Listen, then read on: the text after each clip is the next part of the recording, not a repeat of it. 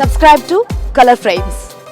Cricket ఆడే దేశాల్లో BCCI అత్యంత ధనిక క్రికెట్ బోర్డుగా పేరుగాంచింది. ప్రపంచవ్యాప్తంగా క్రీడారంగం ద్వారా వచ్చే ఆదాయంలో 70 నుంచి 80% బీసీసీఐకి చేరుతోంది. దీంతో బీసీసీఐ ఆయా దేశాల క్రికెట్ బోర్డులకు పెద్దన్నలా వ్యవహరిస్తోంది. ఇండియన్ ప్రీమియర్ లీగ్ ఆరంభమైన తర్వాత బీసీసీఐ తన ఆధిపత్యాన్ని మరింతగా పెంచుకుంది. దీంతో విదేశీ ఆటగాళ్లు బీసీసీఐ నిర్వహించే ఐపీఎల్లో ఆడేందుకు ఆసక్తి చూపిస్తున్నారు. ఇందుకోసం ఆయా ఫ్రాంచైజీలు కోట్ల రూపాయలను కుమ్మరిస్తున్నాయి. ఐపీఎల్ తరహా టీ20 క్రికెట్ సిరీస్లు రావడంతో వివిధ దేశాల ఆటగాళ్లు తమ దేశం తరపున ఆడకుండా డబ్బు కోసం టీ20 మ్యాచ్లు ఆడేందుకు ఇష్టపడుతున్నారు. ముఖ్యంగా ఐపీఎల్ సిరీస్ తో పాటు ఏడాది పొడవునా ప్రపంచంలోని వివిధ దేశాల్లో ఏదైనా టీ20 సిరీస్ ఆడేందుకు చాలా మంది ఆటగాళ్లు ఆసక్తి చూపుతున్నారు. క్వింటన్ డికాక్ లాంటి స్టార్ ప్లేయర్లు 31 ఏళ్ల వయసులో టీ20 సిరీస్ లో ఆడేందుకు టెస్ట్ వన్డే క్రికెట్ కు రిటైర్మెంట్ ను బహిరంగంగానే ప్రకటిస్తున్నారు. ఆఫ్ఘనిస్తాన్ ఆల్రౌండర్ నవీన్ ఉల్ హక్ 24 ఏళ్ల వయసులో 2023 ప్రపంచ కప్ తర్వాత వన్డేలకు రిటైర్మెంట్ ప్రకటించాడు. ఆఫ్ఘనిస్తాన్ కూడా దీనికి అంగీకరించింది. అయితే విషయం ఏంటంటే విదేశాల్లో జరిగే ప్రీమియర్ లీగ్ టీ20 సిరీస్ లో ఆడేందుకు నవీన్, ముజిబ్ ఉర్ రెహమాన్, బసల్ హక్ బారూకి ఈ ముగ్గురు ఆటగాళ్లు ఆఫ్ఘనిస్తాన్ టీ20 మ్యాచ్లకు దూరంగా ఉండాలని నిర్ణయించుకున్నారు.